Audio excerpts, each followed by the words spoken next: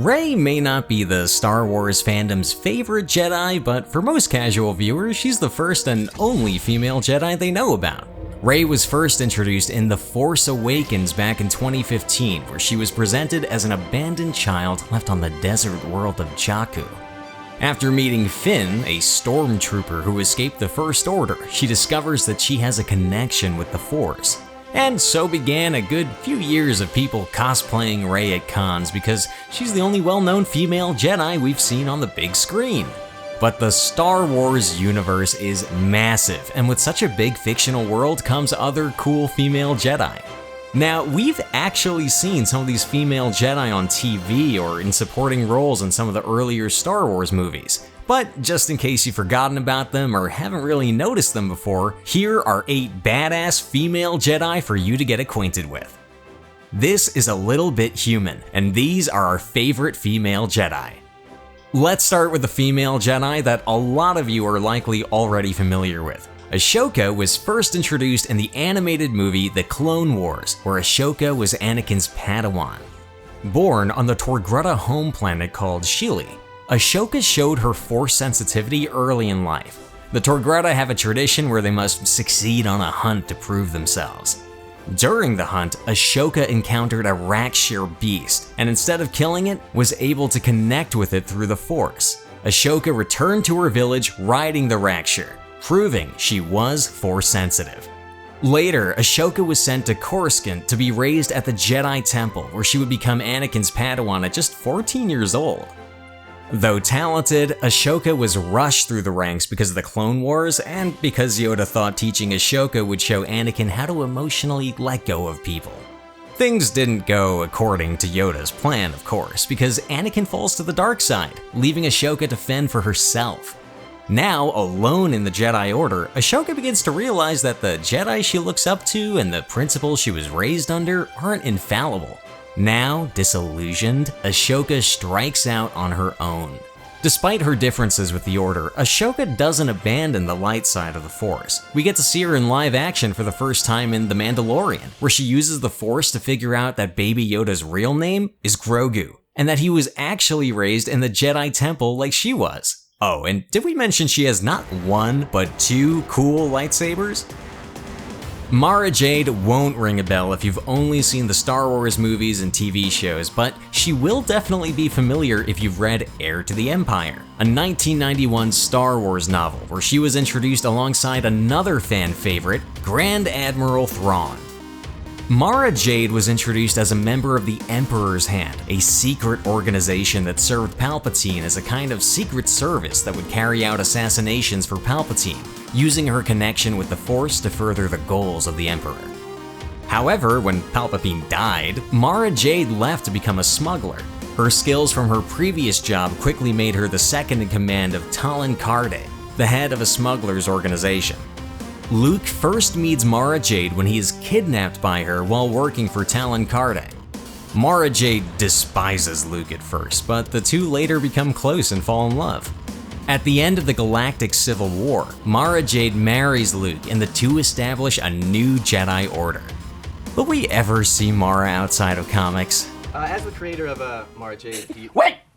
I am not the creator of Mara Jade, and I want you to get out of this office right now. I'm sorry, Zan. No way. You brought it on yourself. I don't want you here. I'm so Out. sorry, George. I didn't think it would go like this. Out. Maybe not anytime soon. Jen, I got your voucher. You don't need to be a Star Wars fan to know about the Jedi mind trick or that the Jedi can lift objects with their mind, but you do have to be a pretty dedicated fan to guess what rare Force ability this next female Jedi was gifted with. Nomi Sunrider was first introduced in Dark Horse Comics 7 back in 1993, and while she plays a key role in Tales of the Jedi, we are yet to see her on screen, whether it be live action or animated. Nomi's life is atypical for many Jedi we've heard of so far. She wasn't raised to become a Jedi, and she wasn't initially known for having powers of her own. Nomi herself didn't think she was gifted with the Force until an incident that put her daughter's life in danger forced her to use her Force abilities. It was through this that she discovered that she was one of the few people who could do battle meditation. Battle meditation was a Force ability that allowed Force users to boost the abilities, morale, and coordination of their allies, making them a more effective fighting unit. Not much is known about Nomi Sunrider, but she is referenced in later Star Wars media as a Jedi Master and a notable historic figure. Now that Disney seems committed to making more and more shows to flesh out the Star Wars universe, maybe we will get a chance to see Nomi Sunrider in a live-action series, or at least maybe she'll get referenced in one of the current shows as the many characters of the Star Wars universe travel through the galaxy. Like Nomi Sunrider, Meetra Surik went through much of her early life believing she was ordinary. Despite being a known Force user, her masters weren't very impressed with her. Quite the opposite, really. She was noted for being painfully average. In most stories, this would have doomed Meetra to a life of mediocrity. If she had been unlucky, she could have ended up as one of the many failed Padawan that end up joining the Service Corps of the Jedi Order, an arm of the Order that farmed, provided medical services, and taught in other planets. But Meetra had a special gift. She was herself. Meetra was a natural leader. She had a deep compassion for others and an ability to inspire other people towards a common cause. While this could have been enough, Meetra eventually had a falling out with the Jedi Order. If you can't tell already, a lot of Padawans and Jedi end up leaving the Order or develop irreconcilable differences with the Order because they see that the Order isn't exactly the good guys 100% of the time. For Meetra, she became aware of how the Jedi Order seemed to only favor the well-being of core worlds, leaving the planets on the Outer Rim to fend for themselves. This could never be clearer to her than when she saw the Outer Rim devastated by the Mandalorian Wars. And the only way she saw to make a difference was to go against the Jedi Council's orders and fight the Mandalorians. Meetra Surik joined the Jedi Crusaders led by Revan to beat back the Mandalorian invasion. At first, she felt like she had begun to actually help people, until Meetra Surik gave the order to activate a weapon that would wipe out the Mandalorian army and ended up hurting her own comrades in arms. The event created a wound in the Force, making Meetra realize that maybe joining Revan wasn't the great idea it initially seemed to be. And, maybe Revan is slowly turning to the dark side? Realizing the danger she and the other Jedi in Raven's faction were in, Meetra returned to the Jedi Council and tried to get help. However, the Council declared her a traitor for joining Revan, which, to be fair, she was. Like Ashoka, Meetra stood by her own principles and sought to make the Council understand their own hypocrisy.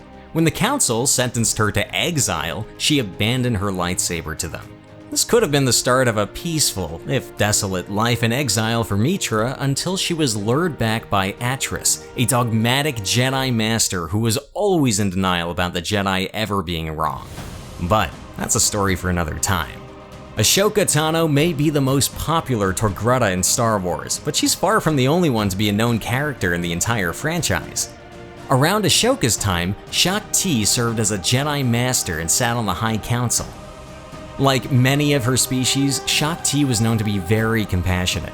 While other masters may not have given much thought to the clones, Shaak seemed to treat them like regular people, approaching them with a degree of compassion, even if she ultimately had to oversee their training into tools for the Republic to use. We don't get to see much of Shaak in the animated series, but we do see the best of her. Maybe it's the Lekis or something in the water back in Shilly, but like Ashoka, Shaak was a master at dual wielding. She used her lightsaber and an electro staff at the same time, making her quite the deadly fighter despite her mild temperament. Finally, a familiar face. If you paid close attention to Attack of the Clones, you may remember an old woman who Obi-Wan talks to when he goes to see the archives. That old woman was none other than Jocasta Nu.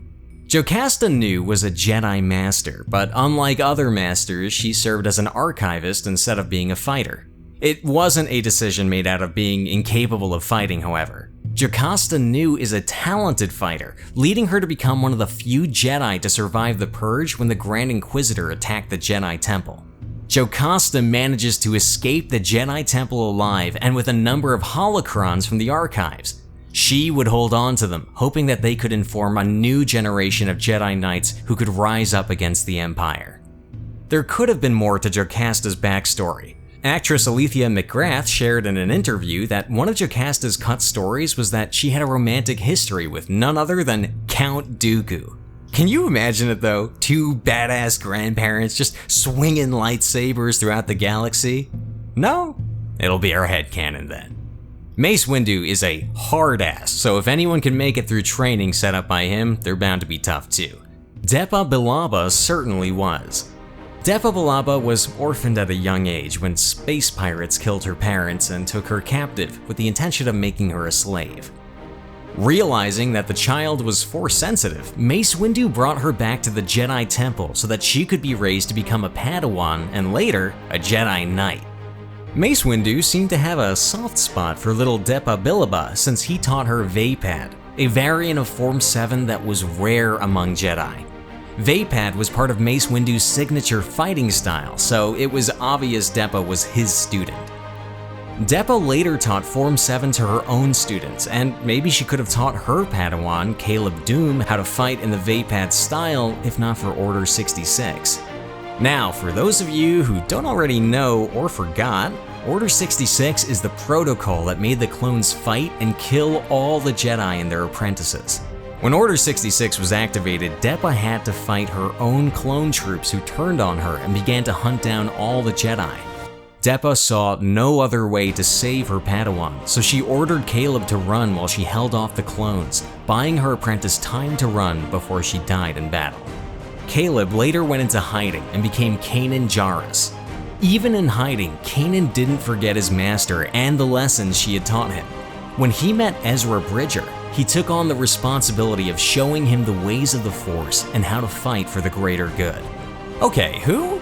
Jokes aside, you may have noticed Luminara in The Rise of the Skywalker. You know that cheesy scene where Rey is talking to all the Jedi Masters from the past using the Force? She's there. Yep, wait. In the night, find the light. Right there. There we go. Luminara Unduli is shown to meet a more terrible end in Star Wars Rebels, though. Remember Kanan Jarrus, Depa's Padawan? Well, he never learns everything he needs to know to give Ezra a fully well-rounded Jedi education. When the two learn that another Jedi Master may still be alive, they rush to free Luminara Unduli from Imperial custody. Except when they find her, they are met with one of the most chilling scenes in the Star Wars universe. See, while Rey gets a touchy-feely moment with all the former Jedi Masters, Ezra discovers that Luminara is forced into a dead stasis state where she's basically a zombified Force ghost trapped in a cell where her body is kept in a mummified state. Horrific. Turns out the Inquisitors have been keeping her in this state in order to lure more unsuspecting Jedi out of hiding into saving her. We later see more of the Jedi who are doomed to this horrific fate in Kenobi, where we see several Jedi in a similar state, some of which are recognizable as Ashoka's old teachers. Given how old the Star Wars franchise is and how much it continues to grow, we're bound to see more female Jedi on screen. With Ashoka releasing in August of 2023, we'll definitely get to know about Ashoka, and, if we're lucky, see her train another female Jedi. Or maybe the new Ashoka series will tell us how other female Jedi and Padawans ended up. If you played Star Wars Jedi Fallen Order, you'll likely remember Inquisitors such as Second Sister, who were tortured and brainwashed into falling to the dark side of the Force, despite initially being trained as Padawans. But that's a sad story for another time. If you liked this video, let us know your favorite female Jedi or Padawan down in the comments, or let us know if we've missed anyone you think should have gotten an honorable mention. Don't forget to hit the notification bell so you always know when we come out with a new video. This is A Little Bit Human signing off, and may the Force be with you.